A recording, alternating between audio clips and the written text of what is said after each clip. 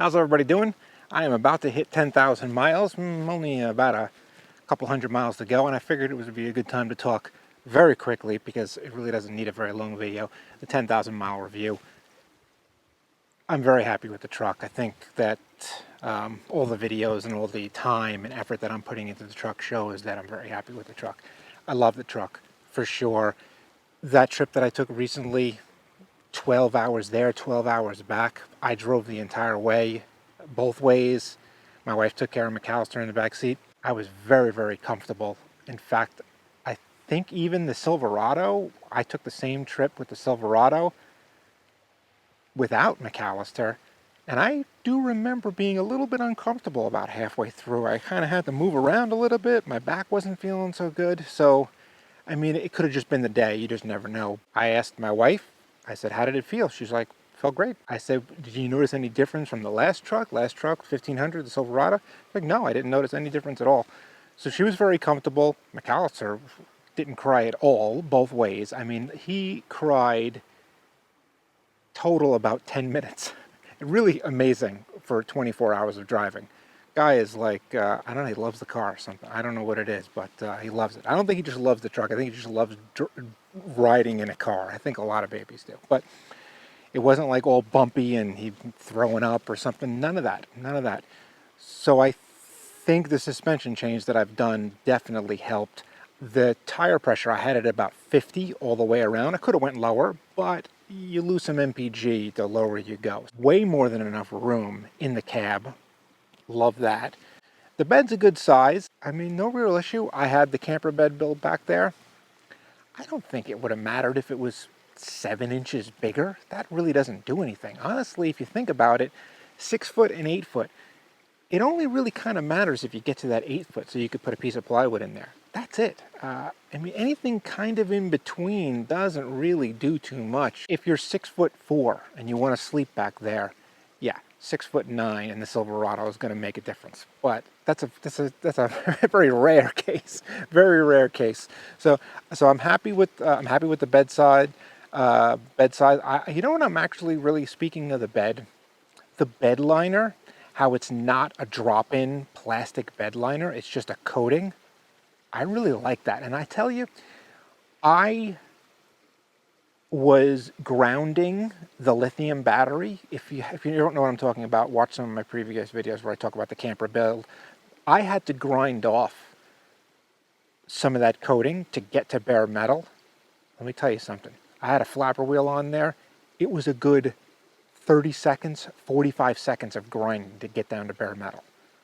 That is, that should have taken that thing off in 2 seconds. But and it took a long time to get off. I've thrown a lot of stuff back there. Absolutely no issue. That coating is awesome. Definitely. You want the utility bed package. That's what it is. You get the lights, you get the step. The step is real handy, and you get the coating on the bed. Definitely get that package. That's a really, really good package. You don't want that drop-in liner. First of all, it takes up room, but also it cracks over time and water goes in there. And then it can just end up sitting in there underneath because it gets wedged in. That's not good. Then you can have a rusty bed. This is the way to go. So I'm super, super happy with it.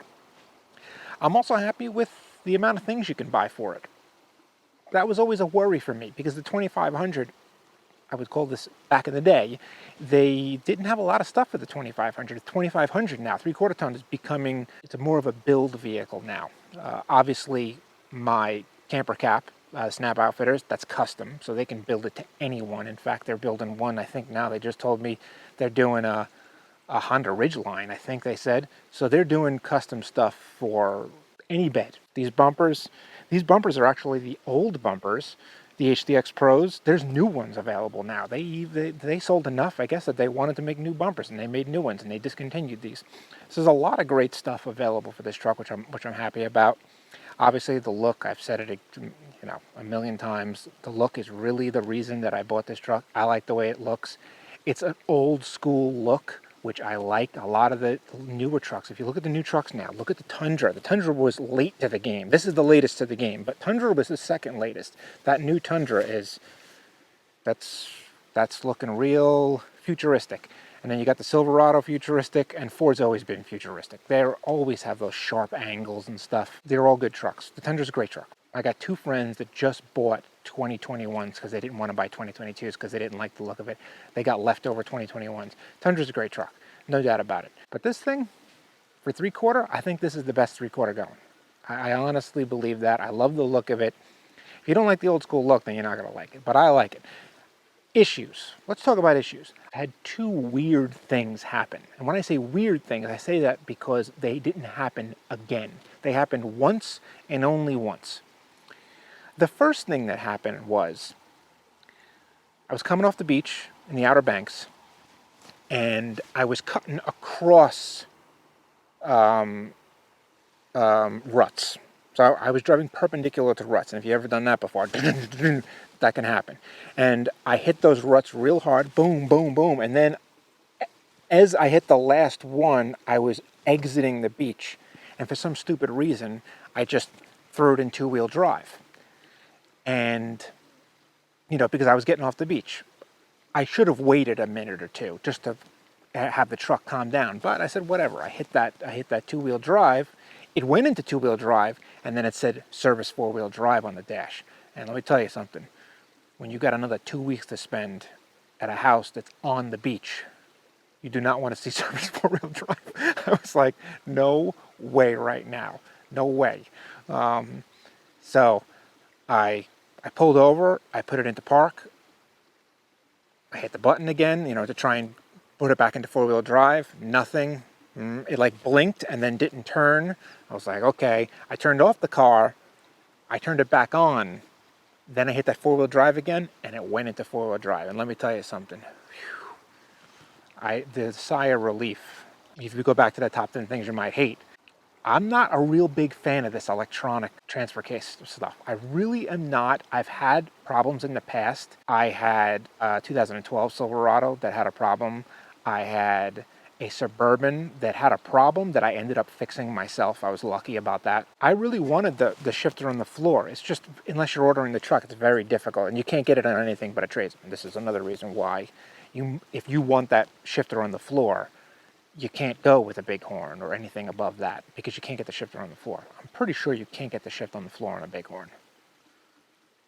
Either way, you can get it on a tradesman. I couldn't find it with everything else that I wanted. It wasn't in my top 3. So it only happened that one time, and I believe it was because when I hit that bump, I don't know, there might be some sort of like gyro, something in the system that when it's like not level, you can't do the transfer case.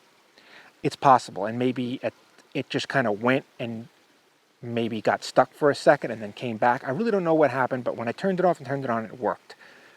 I definitely think it has something to do with hitting those ruts. I've never had that problem before, and I've also never tried to change to two-wheel drive or to four-wheel drive while I was bouncing around. That's the first thing. The next thing that happened is that before, it's funny, these two things happened. Right before I was leaving, I was packing up the truck. This one happened, and the other one happened while I was away. But I was packing up the truck, and I closed the tailgate, and then I was like, oh, I got to go back in, and I went to hit the button, and nothing happened. And I just realized this. If you go back to the top 10 things you might hate, I did talk about this button, and I said, give me a soft open tailgate, don't give me this actuator button, because if it fails, you can't get in. But all right. Either way, I hit that button, nothing happened. And I was like, no way right now. I got to get into this truck. We got to have a tailgate. What's going on here? And I kind of noticed on the left-hand side that it was just sticking out a hair, almost like it went in crooked. And I hit it, nothing. I hit it, and then nothing. I hit the button again, nothing. And then I kind of really nailed my shoulder into it. And it went in, I'm talking like an 1/8 inch. And then I hit the button, and it opened up. And now every time I close the tailgate, I am just wailing it closed. I think. Now I'm going to give the Ram the benefit of the doubt here. We got the sun going down. Sorry if it's in your face. I'm going to give the Ram a benefit of the doubt here. If you watch that high-low hit my tailgate video, high-low forklift, whatever you call it, there's a possibility that that high-low, when it hit the tailgate, tweaked the bracket a little bit, and now it's going up like a hair cockeyed. And if you don't push it up real hard and you don't push it up straight, there's a possibility that it could bind. I don't know. It's only happened one time. I will report back on both of these things. I would say that the tailgate probably happens before that other four-wheel drive issue happens. I think that was just a product of bouncing on the ruts and hitting that button at the wrong time. But those are the only things that have happened. And I would call that a success because, I mean, I didn't have to go to the dealer for anything. I've been very happy with the truck. I was going to say, actually, like, oil is tough to find. But I have a feeling it could be because of, like, pandemic stuff. There's a possibility that in 2 years there won't be any issue getting oil. But yeah, you know, I go to pick up some oil. It takes like 2 to 3 places to get the oil that I need. It's that special, what is that? That 0W40? Is that what it is? The 0W40? I think that's what it is. But it's like for European car models. And I've had some difficulty finding it. I've done 2 oil changes, and I think I've went to 5 places. It's not expensive. It's not crazy expensive. And the filter I've gotten, no problem. That has been easy. But yeah, the oil is a little difficult. You go there and it's just empty. I think it's a rare oil, and I also think pandemic stuff.